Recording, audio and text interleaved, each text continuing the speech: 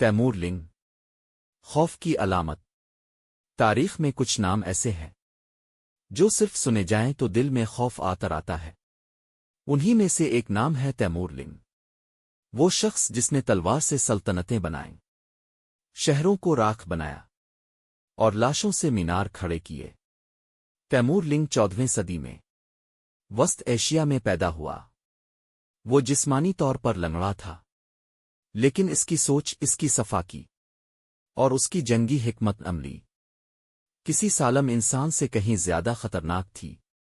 کہا جاتا ہے کہ جہاں تیمور کا لشکر پہنچتا وہاں صرف 3 چیزیں بچتیں: خوف، آگ اور موت، فتوحات اور دہشت۔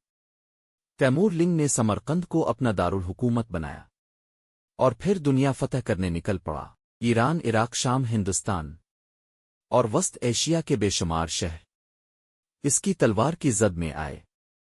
وہ صرف دشمنوں کو نہیں مارتا تھا بلکہ عبرت کے لیے ان کی کھوپڑیوں کے مینار بنواتا تھا تاکہ اگلا شہر بغیر لڑے ہی ہتھیار ڈال دے۔ دہلی پر حملے کے وقت اتنی بے رحمی کی گئی کہ تاریخ آج بھی کانپ جاتی ہے۔ گلیاں لاشوں سے بھر گئیں، دریا خون سے سرخ ہو گئے اور زندہ لوگ اپنی باری کے انتظار میں تھے۔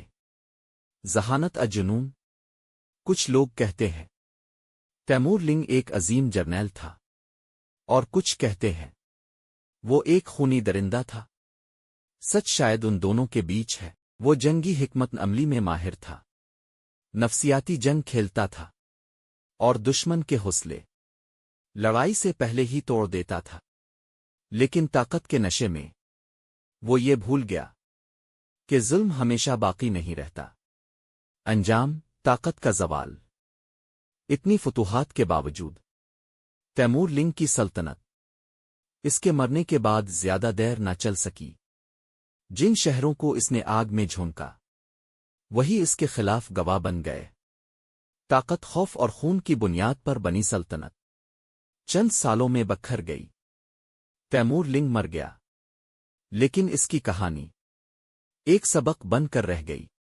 سبق: تاریخ ہمیں یہ سکھاتی ہے کہ طاقت اگر انصاف کے بغیر ہو تو وہ صرف تباہی لاتی ہے۔ تیمور لنگ نے دنیا کو فتح تو کیا لیکن دل فتح نہ کر سکا، اور یہی وجہ ہے کہ آج اسے بادشاہ سے زیادہ خوف کی علامت کے طور پر یاد کیا جاتا ہے۔ مزید اس طرح کی اچھی اور تاریخ پر مبنی ویڈیو دیکھنے کے لیے ہمارے چینل کو ضرور سبسکرائب کریں۔ خدا حافظ۔